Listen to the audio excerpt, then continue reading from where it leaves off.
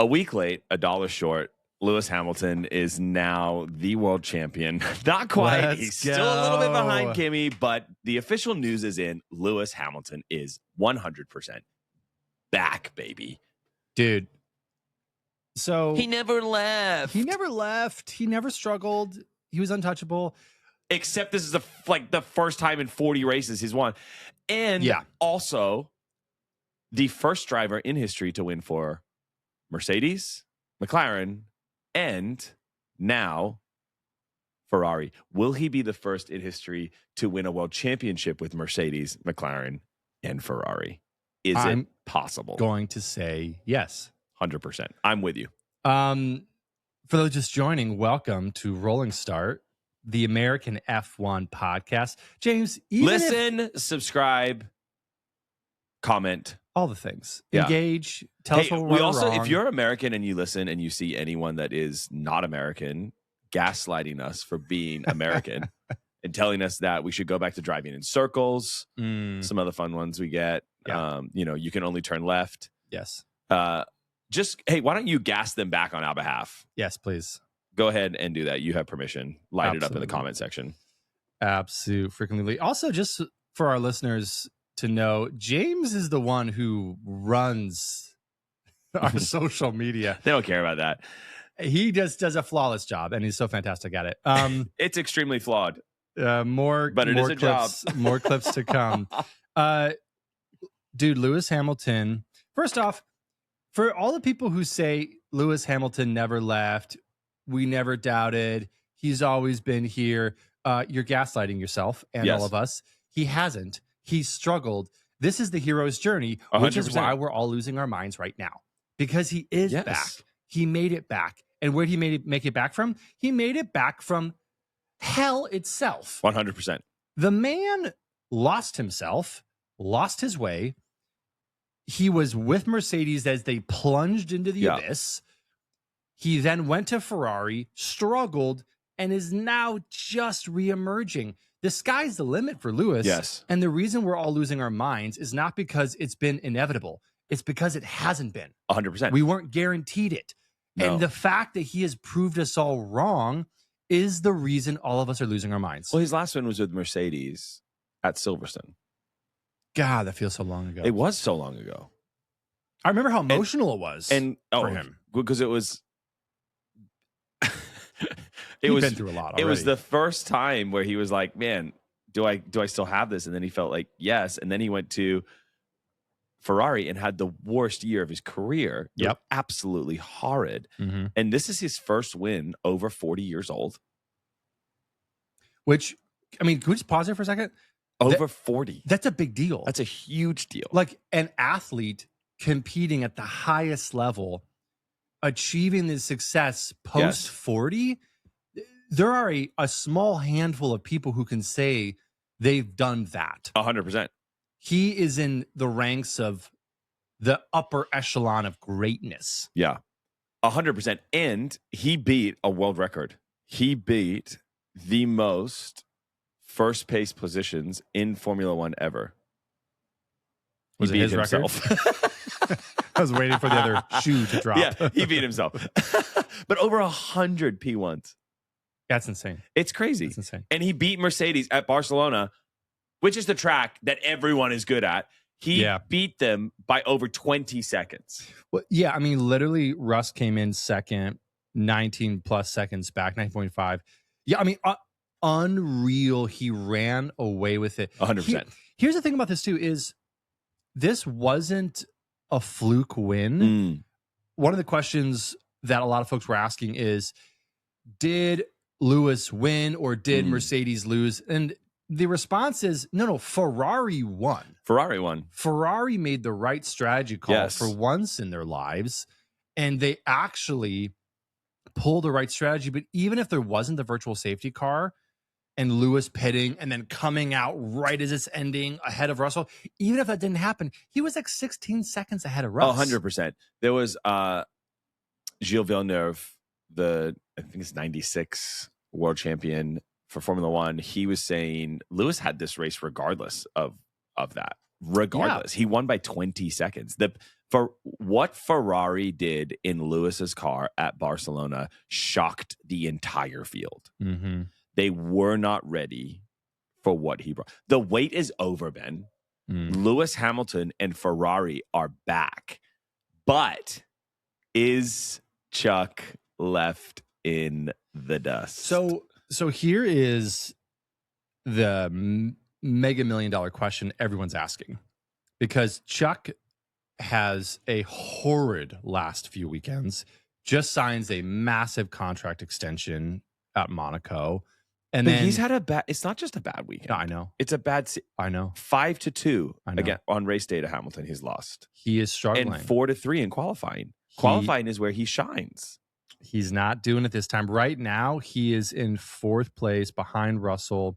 Lewis is in 2nd. Lewis has got 115 points. Chuck's got 75. Now, again, at this point, you are right. Like he's not like way off, but it is starting. I should say this. Ferrari is going to have to ask themselves the questions: do we assign a number 1 driver, and is it Lewis? Well, the assumption has been that Leclerc is their number 1 driver, as he's been their pony boy for the last, forever now. Yeah, but when Lewis came over, was that still the assumption? I know last year he struggled, but do you think they still had it in their mind that, like, I don't think it was when Lewis came over, that? but then last year I think everyone thought Lewis was going to get a little bit better than he was. Yeah, and last year was abysmal. Mm-hmm. Mm-hmm. And then this year it's night and day, and Chuck has swung the other pendulum. I like Lewis and Chuck. Are we thinking Max and Sergio? Like, is that the pairing we're looking at? I don't know if it's that great of a divide. Like, there was a hot second where there was that one season when Sergio was like, "I'm going to win this," and then Max was like, "No, you're not. Sit down." And then he just went off the rails. I don't think it's going to be that big of a gap, because Max has made it look so abysmal for every second teammate except Isaac. But I don't really know. I don't really have a good other option. Is it going to be like a Oscar Lando kind of pairing where, like, that's eventually where Chuck and Lewis are going to land, where they both are going to be going for it? One's going to kind of falter at the very end. That feels closer to their skill sets and to the team as opposed to comparing Chuck and Lewis to a Red Bull pairing. Here's a crazy thing, though. So I was listening to F1 Nation. Shout out. Phenomenal takes. Come on, Tom. Always. One of the things they said, though, is in qualifying, obviously Chuck bins it at turn 4 and just wrecks this weekend. And in the race. But here's the thing that was really fascinating is Lewis was faster at turn 4 and Chuck knew he was faster. And so when Chuck bins it, Lewis made a comment post qualifying that essentially was, and I'm paraphrasing, well, I think he was trying to do what I was doing, but it didn't work. And so it was, Julian Palmer was making this incredible note. And again, credit where credit is due. And he said, listen, as a driver, you have all the data. You see, where you're the quicker. delta. You know where the deltas. Yeah. And so 100%. Lewis knows, hey, this is my turn. I'm quicker here in every capacity. And then when he comes around and Chuck's in the wall, he's like, oh, you tried to get my magic and you just couldn't. Yeah. And there's a psychological edge there.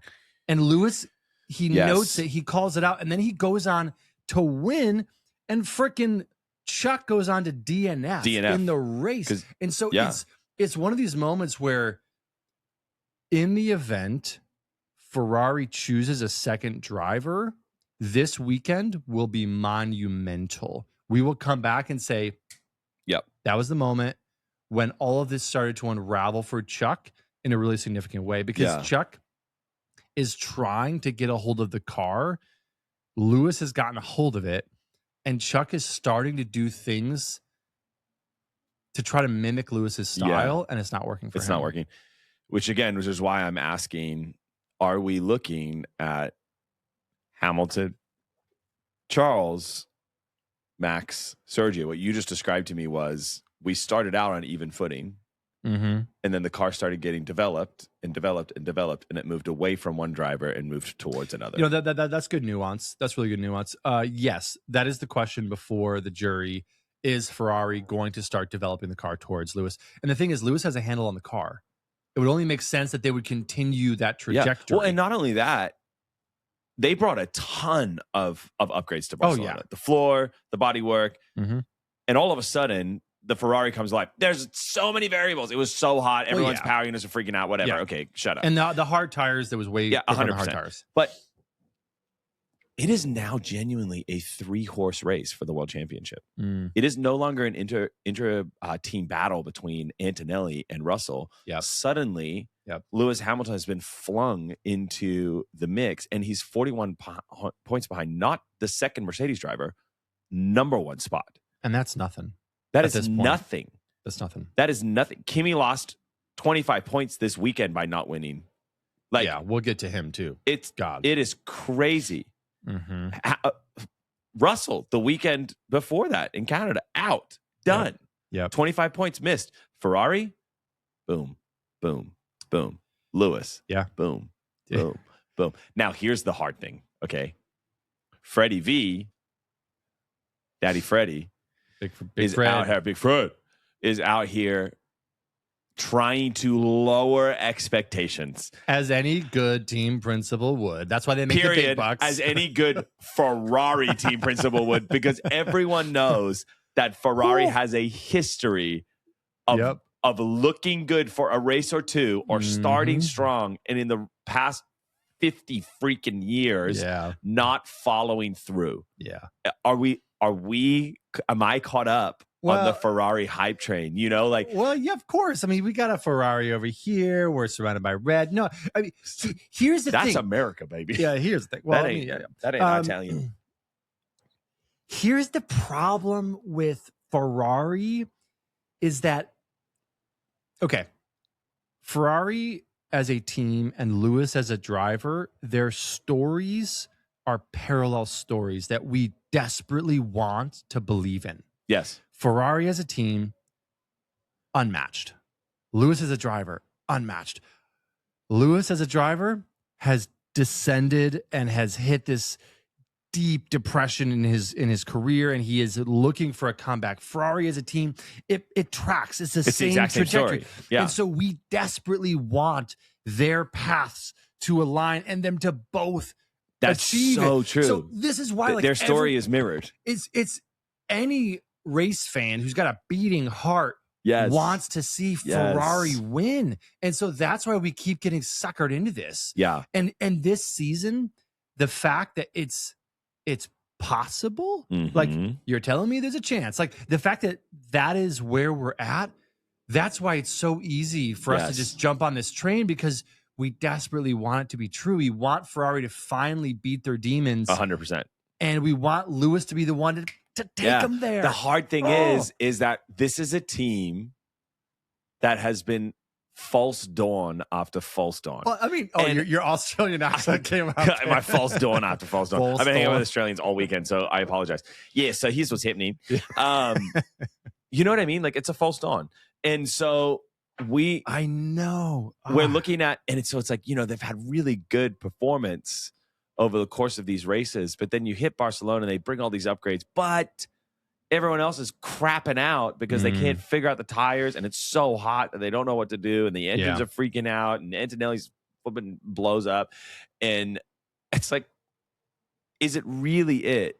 And I think that's where probably Freddie is coming from. Is like, hey guys, let's just let's stay focused, but let's not overpromise. Yeah. And let's just chill out. Well, so here's an American sports analogy that is hot off the presses. I like that you snapped at me. I know. New York Knicks. The New York Knicks. One of those teams, how you historic doing? Success. Yep. From a city, global city, the largest city in America. Global.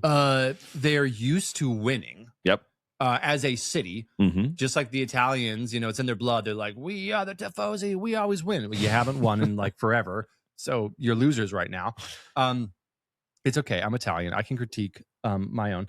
But here's the thing.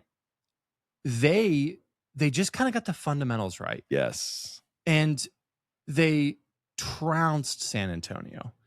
And it wasn't like they beat him by a mile. It was close, but it was just in those moments of stress, of high pressure. Yep.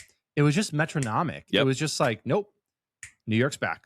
They're showing up. So, excuse me, with Ferrari, the thing that's similar is this weekend, it wasn't like this sexy, crazy thing. It was just kind of, they got it right. Yep. They got the strategy right, the 3 stops. They got the pit stop right. They made the right call into the virtual safety car. And then Lewis just drove a clean race. And once he got on the hard tires, he was taking out like 2 seconds a lap from the leaders. So it wasn't this like super dramatic thing. It was just really consistent. And so Ferrari's It's very true. Success will be in them rediscovering consistency, because that's the thing they haven't been. Yes. Their strategy hasn't been consistent. Their car performance hasn't been consistent. But now with Lewis finally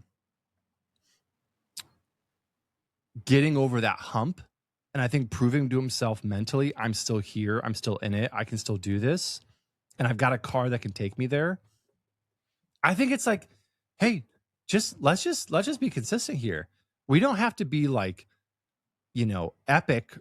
We just gotta be consistent. Yeah. That's my thought. And I think if they stay consistent, I think we could see Ferrari win the world championship.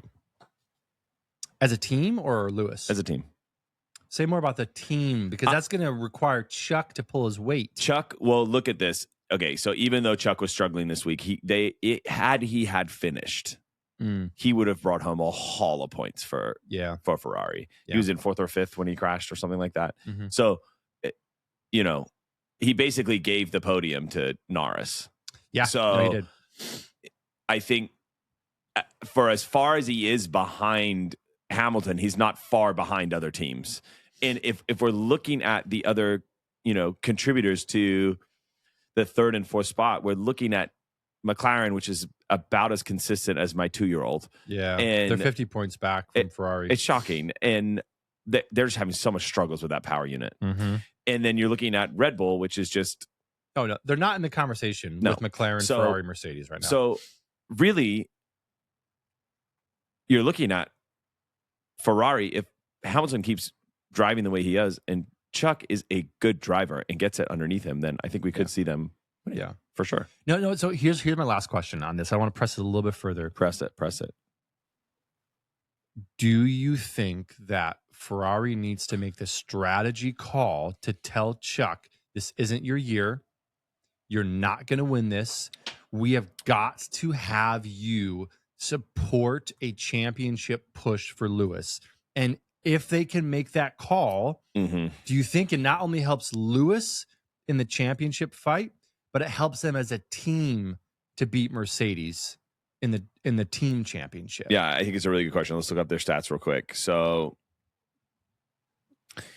we're looking at the 2026. I want results. And why is this not showing me what I want? I want the drivers. Here we go. Okay, so Kimi, George. Okay, so the question is Lewis versus Chuck. Is that correct? Do we pick a number 1 driver? Well, yeah, it's just 115 to 75. Well, yeah, I mean, again, like it's not insurmountable, but it's still a decent But if we're gap. if we're saying that 40 to a 41 gap to Antonelli is not big, then we need to be saying that the 40 gap between him and Charles is not that big either. I don't think we're at a point yet that we have a large enough gap. Now, it looks like it because it's 2 digits versus 3 digits, and it's also a good story. And I want to say that, yes, Chuck sucks. But Chuck doesn't suck. No, and Chuck's going to he's one good race, and Lewis is one bad race from being pretty much 10 to 15 points within each other. Yeah. And seriously. so I don't think they can make that call yet. If you extrapolate this out and Chuck is at 100 points and Hamilton's at 200, then it becomes, hey, this is not your year. We're back. We're not giving up on you. But if it's between Lewis finishing ahead of you or you finishing ahead of Lewis, he's going to get the pit stop. Yeah. You know what I mean? Yeah, there's different levers they can pull. Yeah, I don't think they're going to get to the point where it's like, hey, you need to go and block everybody in qualifying. Lando, stop on the straight so Oscar can pass you from 10 seconds back. Exactly. I don't think they're quite there. But I do think they will get to a point where he starts to get favorable things. And the reason I think that is because we kind of already saw that. We saw that where he got double stacked behind Leclerc, even though Leclerc was technically in front of him. So they swapped them. They inverted them there. They brought Lewis in first, and then they brought Leclerc after him, and it wasn't technically what was supposed to happen. Yeah. So I think we're starting to see that for sure. Yeah. Mercedes. Antonelli. So Mercedes. I have some crazy stuff I want to talk about with these two. Let's go there. Reliability. You want to talk meta? You want to talk the meta Mercedes narrative? We're going to start 30,000. The reliability is a bit of an issue. Toto's in a little hot water with a couple of the teams for all of their dominance, because again, to this point, they're still winning. Their Mercedes show. Yes, they're still out in front. Yes, they're dominating drivers. They're leading teams. But there's a question around the reliability now. Russ in Canada. Kimi in Barcelona, separate cars. That's a problem. Very much so. Because when you drop that haul of points, yes, that is getting to your competitive edge, and it's allowing Ferrari to just cut in. It's allowing Lewis to cut in. So thoughts on Mercedes reliability? Yeah. Okay. So here's my thoughts on Mercedes reliability. They screwed the pooch with the other teams. You mean their customer teams? Correct. Their drivers have had 1 DNF each. McLaren. 1 DNF per driver per race. Honestly, it's mind-boggling how bad of a reliability season McLaren has had. There are a million things that could go into that, but at the end of the day, they have the Mercedes power unit. They do. To the point where you're listening to the commentators go, what engine number are they on again? How many parts have they used this season? I don't know how they're going to afford to get to the end of the season with the cost cap based off of how much they are replacing their parts. Yeah. It is seriously wild what is happening with the customer teams. And I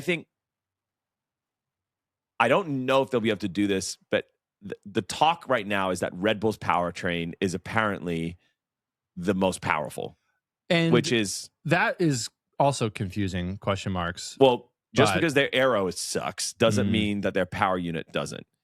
And if you think back to the races, it has been kind of tough for people to pass them on the straights. So there's that level, even with their big whale shark wing on the back. But that means that Mercedes and Ferrari will have an ability to amalgamate their engine to get it better.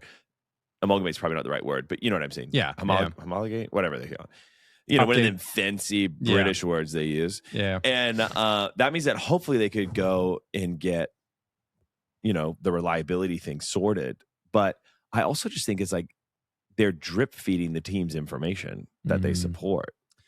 Yeah, this is I think the problem when you do not build the power unit yourself. Correct. Which is what Zach has been saying. Well, again, and this is what Christian Horner saw and why he wanted Red Bull to have their own power unit. And so it's also fascinating that they're technically the most powerful, but still struggling. But we'll get to that. But Mercedes, I think they're going to. This is their Achilles heel. Mercedes reliability is their Achilles heel.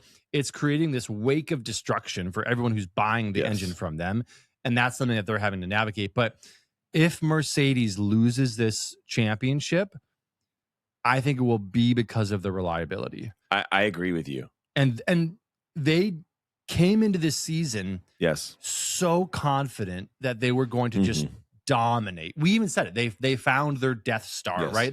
They found the thing that was going to bring them back to a championship. But this is now a pattern. 100%. And patterns in F1 are problematic when they're patterns like this. Correct. And so I think my biggest question is, can Toto afford to lose this season? Can Mercedes afford to, like, if what happens, if Lewis comes back and wins, or if Ferrari makes this epic comeback and beats Mercedes, what does that say about Mercedes? Yeah. As a team? Can Mercedes afford to do this? I think it would be a blow based off of how they've started the season. And the reliability will be the thing that would take them out. Their car has a great design. Mm-hmm. But as of now, each one of their drivers has DNF'd in very high positions on the grid. And so you're looking at anywhere from 18 to 25 points. Yeah, they're not losing like that they've lost. It's one or 5 points. It's like their top spots. You know, they probably wouldn't have won Barcelona. No. But they probably lost about 15 points there with Kimi coming out of the race. And then they, probably wouldn't have won. They would have been P1 and P2 in Canada. So that's 18 points gone. Yeah. Just like that. And to lose 18 plus 14, let's say it's 18, let's say 15 on the low end. That's a lot of points when at the end of the season. We're talking championships that have come down to 1 or 2 or 3 or 4 points over the last few years. Drop double-digit points is a crazy thing. Now, the good news is that they've realized that they have a reliability issue, and so they've sabotaged half the rest of the field that has bought their engines, and so they don't have to worry about McLaren. But you have a reliability issue. Yeah, exactly. You have a reliability issue. But you know who doesn't have a Ferrari? A Mercedes power unit is Ferrari, and they're going, hey, keep on working on that engine, bud, because we're doing okay. Now, if we could keep Chuck from crashing, that would be wild. Yeah. Can they afford to lose? It's Mercedes. They've lost for a long time. They've come into this and it's looked good. It's crazy that we're even asking the question, James, it really is. Because they have dominated. Like, we look back at the season, they have won every race except one. And the fact that we're even asking this question says something massive about where they're at as a team. They're still number one, and we're still saying, oh, shoot. This is a vulnerability that you have got to get on top of ASAP, because Ferrari is mounting a comeback. Yeah. And we're not even that far along in the season. Like, this is still Ferrari's only neck and neck 72 nearly. points behind them. Yeah. And that's not even to go into the challenges Mercedes has to navigate with their drivers. That's exactly right. Yeah. Which is where we need to get to now. Okay, I looked up a stat that's shocking to me. Tell me. Kimi Antonelli, second year in Formula One, is at a place in his career where he has four victories. Yep. So 5 victories. He has 5 race wins. Okay. He's started 31 races and he has 5 race wins. His teammate has started 159 races. Oh, no. And he has 6 race wins. No. His teammate has had 159 race starts and has 1,139 points to his total career. Great. 306 points. Oh, my God. Kimi Antonelli, 9 podiums. George Russell, 27 podiums. What? The math is not mathing in Russell's favor there. Sure as heck. Not on... The race wins not is on staggering. his behalf. The race wins is staggering. The race wins is staggering. If Kimi had won... Let me say it this way. When Kimi wins one more race, he will be on par with race wins as George Russell. Yeah, it's insane. We now lose the statement that everyone has been saying of, well, Russell is a proven race winner. Yeah, well, so is Kimi now. And Kimi has as many as the proven race winner. Yep. So we look at something where Canada, Russell DNFs, we come into Barcelona and we go, okay, it's time to show up. It's time to show out Russie Poo. And he beats Antonelli because Antonelli's engine failed after he overtook George Russell on pace. With a few laps left in the race. So did he beat Kimi? No. He did not beat Kimi. Russell did not answer any questions in Barcelona. We went into Barcelona wondering which one was going to be the better driver, wondering if Russell was going to come back. We leave Barcelona going, Russell got points, but did he beat Antonelli? And the answer is simply no. Yeah. No, he did not. No, here's the thing. This race weekend, yes, Russell took a bite out of Kimi's point lead because Kimi DNF'd. But it was still we are still moving in the same direction as far as the narrative, with Kimi being a more dominant driver than Russell. Because I believe that's true. Here's what the truth is. Russell was on pole position. 100%. Kimi was in third. Russell was on pole. Russell's starting this race. He's leading this race. This was his to win. And not only does he lose out to Lewis Hamilton, but in the final few laps, Kimi takes him out. Kimi just swipes him. It was an incredible move. It was a clean pass. Yes. Russell, and then once Kimi got past him, Russell just kind of gave up. It was just like, it was a very defeated moment. It was this incredibly defeated moment. And truth be told, I had watched half of the race and then rewatched the final half, and I didn't know what happened with Kimi and Russ. I knew that Lewis won. Yeah. But I didn't know what happened with the two of them. And I assumed that Kimi DNF'd. But then I see the race and I'm like, oh my God, he passes Russ. Yes. He has one of the most incredible passes on this guy. And I'm like, oh, nothing has changed for Russell. No. The questions are even still deeper now. He is not proving that he is the number one driver.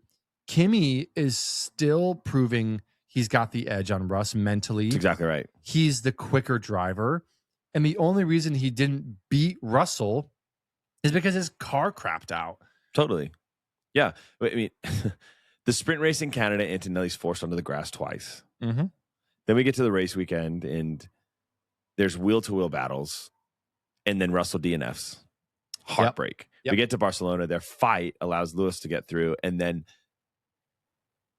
Antonelli DNFs. We're in the same place. We have not got any answers in regards to Mercedes. The only answer that we have is that Toto is now going to reevaluate the rules of engagement on what it looks like to fight at Mercedes, which is something that he had to do 2014 to 2016 with a little duo known as Hamilton and Rosberg. And so Rosberg. What that tells me that Toto's openly saying is that he's concerned that this inter-team battle is going to affect and allow Ferrari to swoop around them to the number one spot. Well, this is exactly what happened last year. There's blood in the water.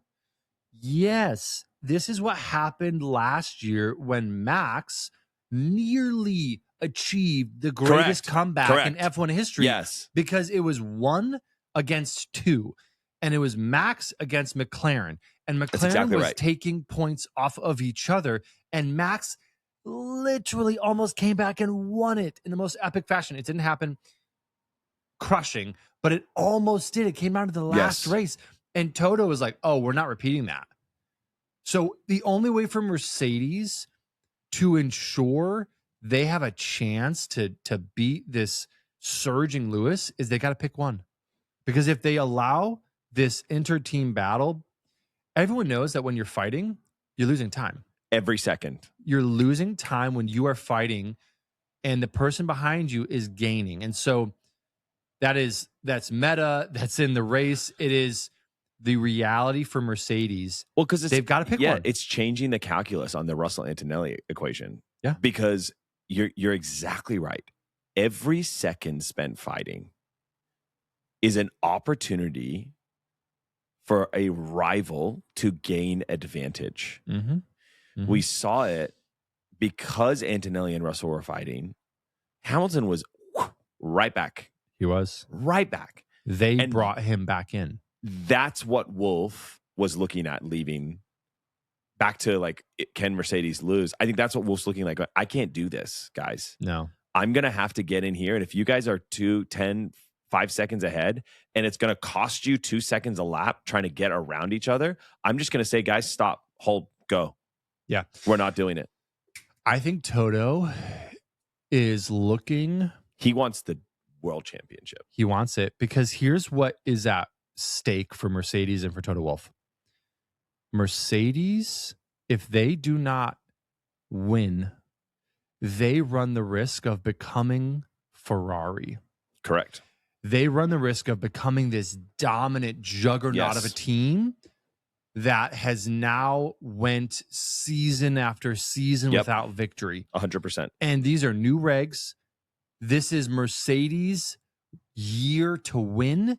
Everyone has been saying it. And if they lose again with a new reg set after the abysmal last several seasons, Toto is looking and saying, if we don't clinch this, we get closer to moving towards this thing that Ferrari 100%. has become.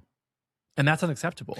Totally. Well, and not only that, don't forget, Toto is a businessman. Yeah. He's part owner of this team. He is. He's a billionaire, so you can trust that he wants more billions. And he's pissed that he's not a trillionaire yet. And so... Don't worry, there's only one of those.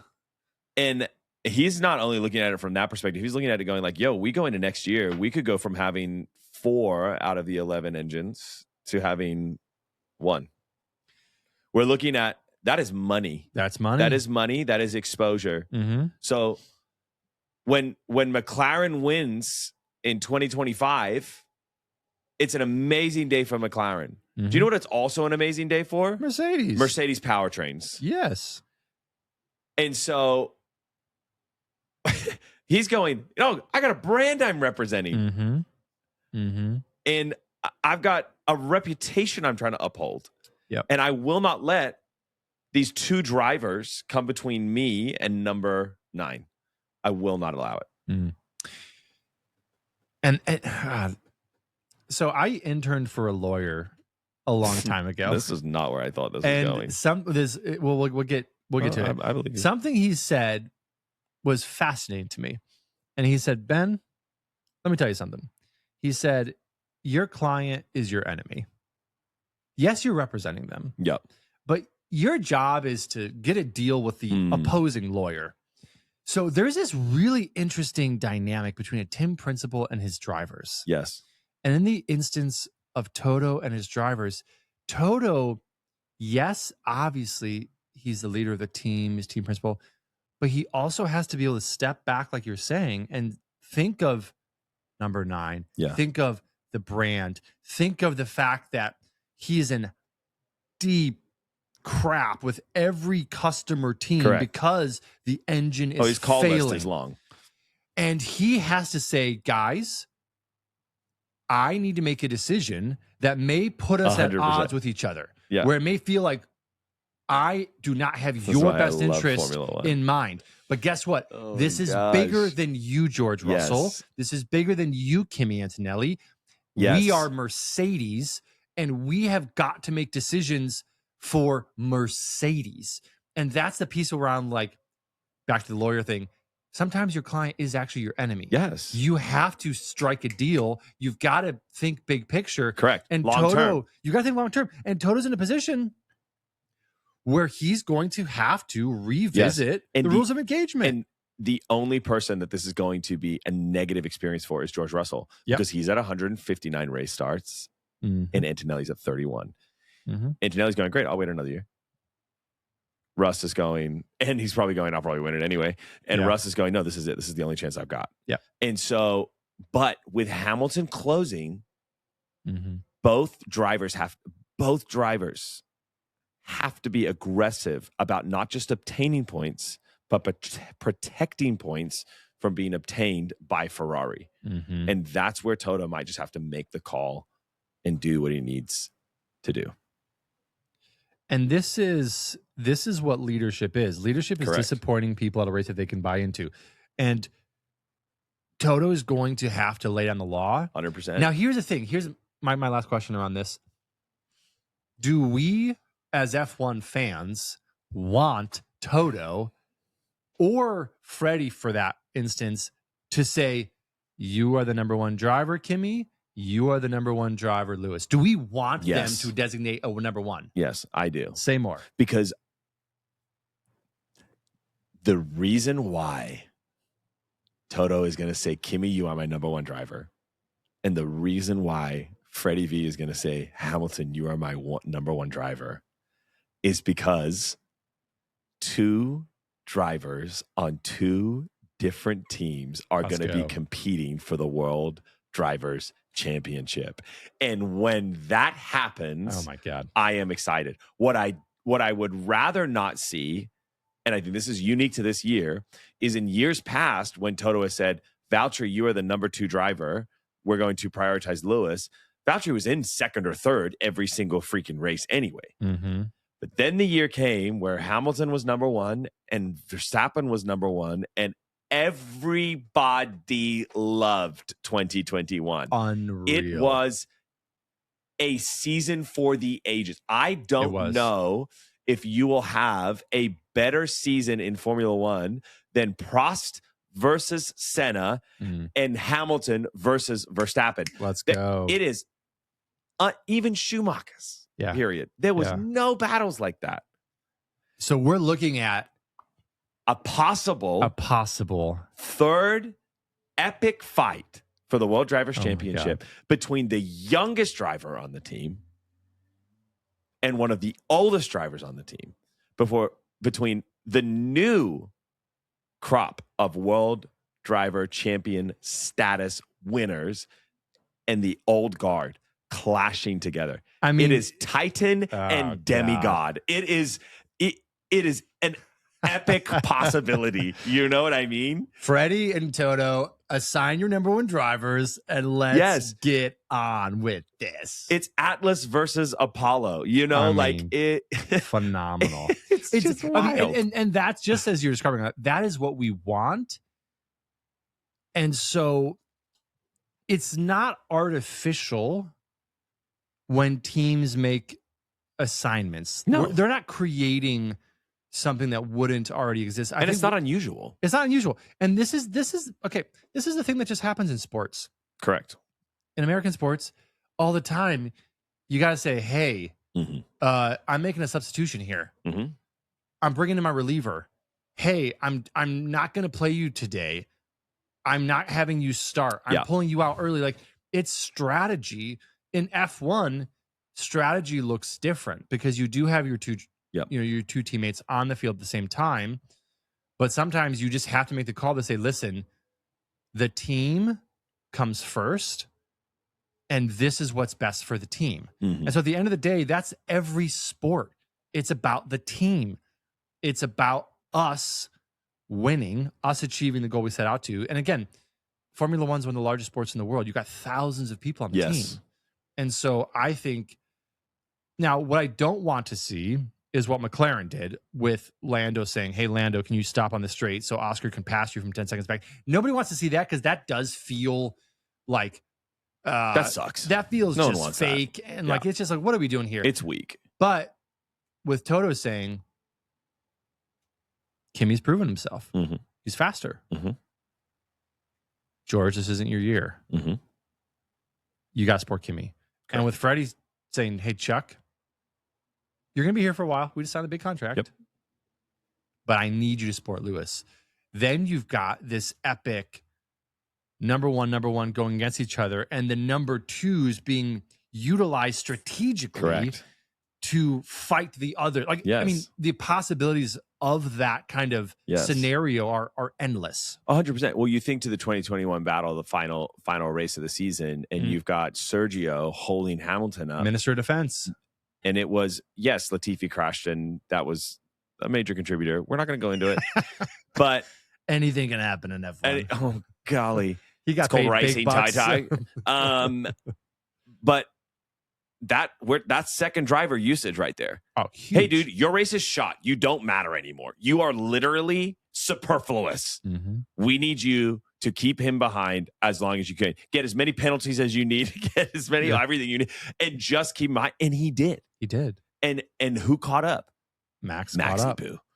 And again, Sergio will forever be remembered for that. The Minister of Defense. It is one of those moments where he was on the winning team. Yes. Like Max won and then Red Bull ascended and Sergio was a huge part of that. And he had race wins alongside of that. And again, he didn't win the drivers, but he was part of Red Bull in the era of their dominance. Yes. So I understand that every F1 driver dreams of themselves as the number one, and they should, but there are moments where for the good of the collective, you got to say, hey,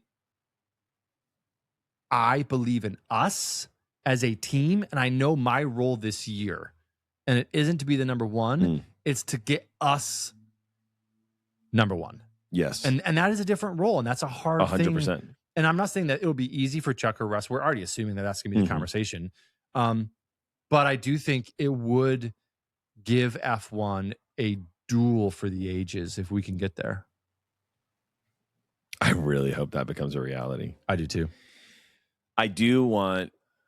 Oh man, we've talked about nothing else but Ferrari and Mercedes because that's pretty much what we do. But there is one other thing we need to talk about at the end. No, not at the end. Beginning in the summer of this year, it could be official that Max Verstappen is leaving Red Bull, or he's staying. One of those two things will be announced. The team is pressuring him because he does have an exit clause. They came into Barcelona expecting their upgrades and the track to perform well. They were not performing well. They finished behind. Yeah. Hamilton, Ferrari, Mercedes, they're fighting up front. And Verstappen.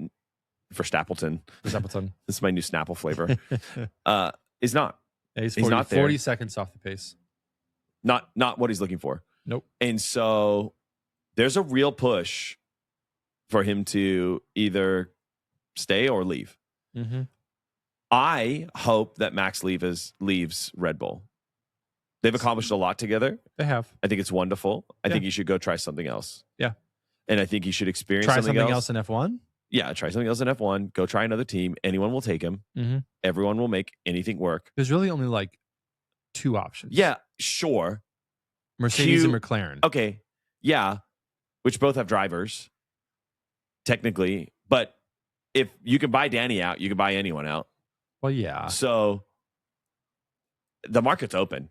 And if he goes somewhere, then we have a Red Bull seat open. And that is going to throw the driver's market into the silliest silly season we have ever seen. I do agree with you. Max and Red Bull have accomplished something that is historic.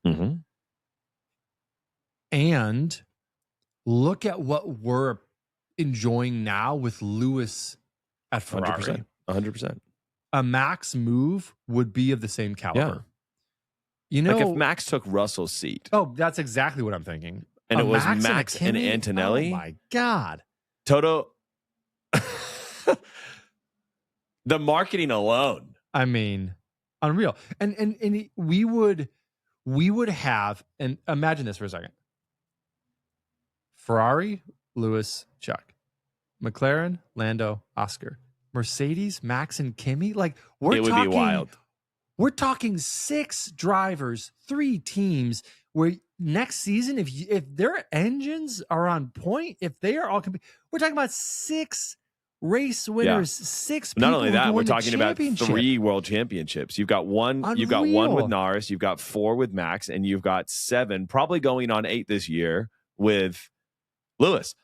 What? I mean that now. Maybe even 1 with Antonelli. Who knows? Either way, a lot of world championships, 6 drivers, 3 teams, stacked with talent. That would be fire. Feels like that would be my ideal lineup. Yeah. Lewis and Chuck, because I do genuinely believe Chuck has more in him. I genuinely believe it. Chuck, of course, has more. He can be a world champion. He's too hard on himself, and he needs to just get over the edge. And Lando got there. Chuck can get there too. Of course, he has more in him. Oscar can get there. Oscar's been off our 100%. radar. Oscar's there too. Like, all of these guys are right there. It would be unreal. It would be what a something. concept. What a concept. What race is next? Excuse me. I don't even know. I should know. It's Austria. Austria, June 26th. It's this weekend coming up. Let's go. Austria. Who's going to win? This was the one that Russell won that then got disqualified for last year, right? Was it this one? I don't remember. Didn't I predict that Lewis Hamilton would win? No, I think I said Kimi would win. Who did I say would win? I forgot to change my fantasy team. So did you, by the way. And I have stopped playing 2 seasons ago. You haven't played 2 seasons in a row. I don't play I forgot anymore. to change mine from the week before, but the week before in Canada, I had put Lewis at double points finish. So oh my gosh. Ended up crushing. Phenomenal. No big deal. Last year at this time, Lando Norris won. No, actually, hang on a second. Yeah, Lando Norris was on a winning streak. Yeah. And he won this time. I mean, here's the thing. Folks are saying this track is going to benefit Mercedes. But again, Mercedes has won every single race except Barcelona. So, like, that's like kind of a lazy bet. Like, yeah, sure. I think. What's your wild card? Wild card might be McLaren, actually. Lando, they again, like, we didn't talk about them today, mostly because we're just talking about Ferrari, Mercedes, but Lando's on the podium. That's not nothing. Now again, Chuck DNF'd, Kimi DNF'd, but my wild card would be McLaren. Yeah, my wild card is Max Verstappen. Say more. He is the definition of a wild card. Number one.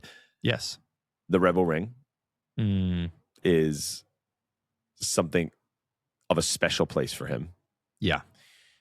Not only that, the first part of that track really rewards power. The rest of it rewards guts. Yeah. And he has buckets of guts. Missing out in that department. I think he is over finishing outside of where he wants to be. Yeah. And I think Red Bull will do everything they can within their power to have a good result, if not great, at the Red Bull Ring. I think they will put a new engine in it. I think they will bring new parts if they can. And I think we are going to be looking at the possibility of Max Verstappen winning his very first Grand Prix this season. I mean, that'd be incredible. We just had Lewis. Let's get Max up there. Do you think Mercedes will be back? And do you think it'll be Antonelli, or do you think it'll be Russell this week? They got to figure out the reliability issues. I'll just say that. And I don't want to have questions, but I've got questions. So Antonelli, in my mind, has already proven he's a number one, and he's proven that he's quicker than Russ. So in my mind, I'm going to just default to Antonelli. Amazing. From here on out. You and the rest of the world. Which doesn't seem like a risky bet. It's just he's got to have a car that can finish. Yeah. I think it was interesting because Barcelona felt like it changed everything. Lewis Hamilton won. Yep. Ferrari is close. It has split the drivers. And now we are going into the rest of the season with more questions than we had when the season began. And this was a whole new regulation season. So we began with a lot of questions. Yep. A lot of questions. And I think it'll be interesting to see what happens on the 28th of June. I'm here for it. Let's frickin' go. If you've lasted this long, go ahead and like and subscribe right now. Thank you for joining us on the Rolling Start Podcast, the American F1 podcast. Thanks, folks.